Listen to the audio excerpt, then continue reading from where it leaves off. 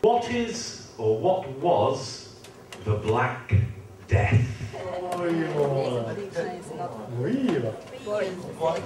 want you to work in 2s or 3s, and I want each person to choose a different site, a different link, and I want you to go and see, for example, here's the BBC. If I want to find out about the Black Death, I have to find British history, Middle Ages, click on Middle Ages, and I should find, the Black Death. So many people were dying that they did have to go round. Bring out your dead! Put them on the cart, take them to plague pits outside the village, throw them in and burn them. And see if it says anything about the effects on the English language. Okay? So make sure each person chooses a different site, 5 minutes now, and then afterwards you'll report back in English to your team.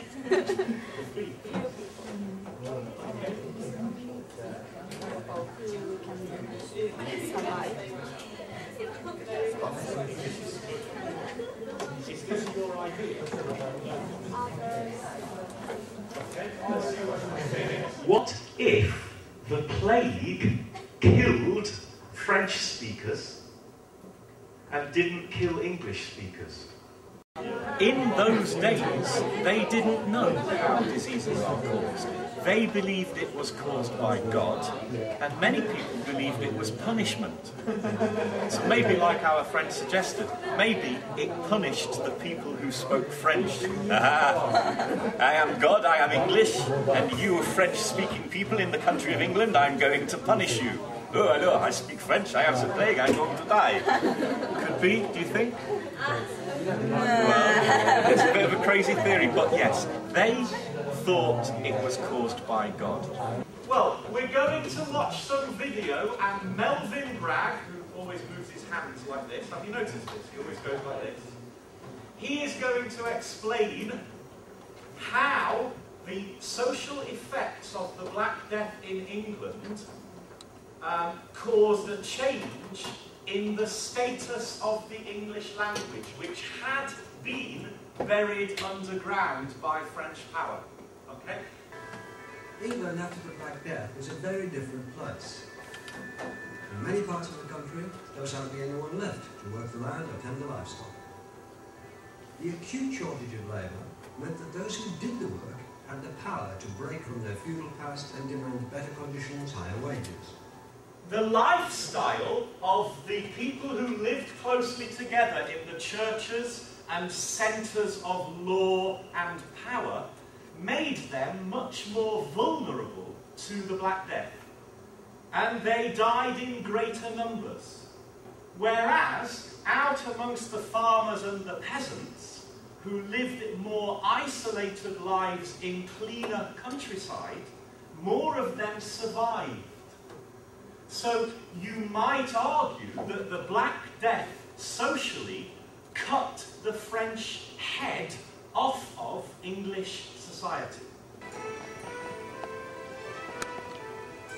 Wages rose, the price of property fell. Working people seized the opportunities they'd never had before. The fortunes of the common people were changing. They were rising through society, and they took their English with them.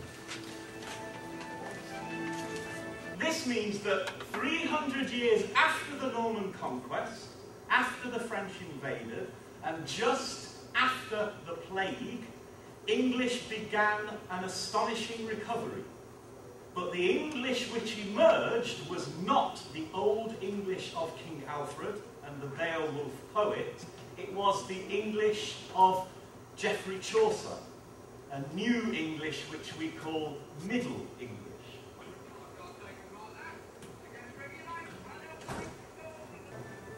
And for that Recht, that God of his grace had sent me with the help of me king and of me friends. Now, this is Henry II, King of England, And he says, with the help of me kin and me frienders. So you're at school and you're being told there is a proper way to speak English. It has tradition and history. Shakespeare wrote it. Chaucer wrote it. The great kings of England spoke it. Who are you to abuse it? And the kids would sit in the school and they go, but I don't understand this. I mean, look, King Henry, it's not even English.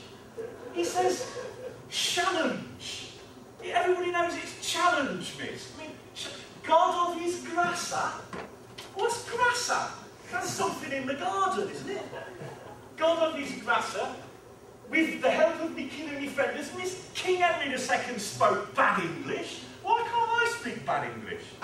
Pretend you are at junior high school, and every day you are told about your great language and your great culture, English, and every time you speak bad English, you get corrected because it's bad. And then one day, they give you this example of your great English literary tradition.